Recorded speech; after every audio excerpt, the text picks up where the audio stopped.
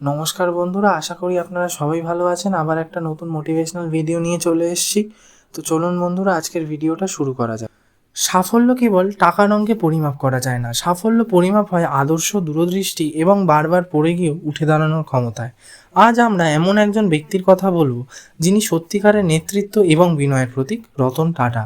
রতন টাটা টাটা গোষ্ঠীর প্রাক্তন চেয়ারম্যান ছিলেন। তিনি শুধু একজন ব্যবসায়ী নন, তিনি একজন স্বপ্নদ্রষ্টা।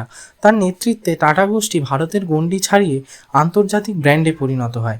জ্যাগুয়ার, ল্যান্ড রোভার, টেটলি এইসব নামি দামি ব্র্যান্ডগুলো টাটার অধীনে আসে তার হাত ধরেই। কিন্তু এই সাফল্যের পথ ছিল না সহজ। যখন টাটা ইন্ডিকা বাজারে আনে, প্রথম দিকে সেটি ব্যর্থ হয়। সমালোচকরা উপহাস করেছিল, কেউ বলেছিল টাটা গাড়ি বানাতে পারবে না। কিন্তু রতন টাটা থেমে যাননি, তিনি গাড়িটি উন্নত করেন এবং পরে ইন্ডিকা হয় ভারতীয়দের গর্ব। একবার এক বড় গাড়ি কোম্পানি টাটা মোটরসকে কিনে নিতে চেয়েছিল, পরে সেই কোম্পানিকেই রতন টাটা কিনে নেন। এটাই হয় একজন প্রকৃত নেতার জবাব। রতন টাটা শুধু ব্যবসা নিয়ে ভাবেননি, তিনি সবসময় দেশের মানুষের কথা ভেবেছেন। 1,00,000 টাকা ন্যানো গাড়ি তৈরি করেছিলেন সাধারণ মানুষের জন্য। তিনি বলেন, ব্যবসা সেই সময়ই সফল যখন তা মানুষের জীবন পরিবর্তন আনে। করোনা মহামারীর সময় তিনি কোটি কোটি মানুষকে টাকা দান করেছিলেন স্বাস্থ্য ও গবেষণার জন্য, নীরবে প্রচার ছাড়াই।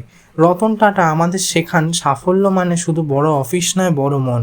তিনি প্রমাণ করেছিলেন নম্রতা কখনো দুর্বলতা নয়। তিনি বলেছিলেন, লোকে কি বলবে সেটা নিয়ে ভাবলে তুমি নিজের স্বপ্নে পৌঁছাতে পারবে না। তিনি নীরব থেকেও বিশাল পরিবর্তন এনে দিয়েছিলেন। এটাই প্রকৃত শক্তি। তো বন্ধুরা, রতন টাটার জীবনের প্রতিটি অধ্যায় আমাদের অনুপ্রাণিত করে নিজের স্বপ্নকে অনুসরণ করতে, ব্যর্থতা থেকে শিখতে এবং সবসময় মানবিক থাকতে। বন্ধুরা, আজ থেকে আমরা সবাই শপথ নিই, নিজের লক্ষ্য নিয়ে এগিয়ে যাব, সাহস রাখবো এবং সমাজের জন্য কিছু করব। কারণ সত্যিকারের সাফল্য মানে সবার জন্য কিছু করা। আশা করি বন্ধুরা আপনাদের ভিডিওটা ভালো লেগেছে।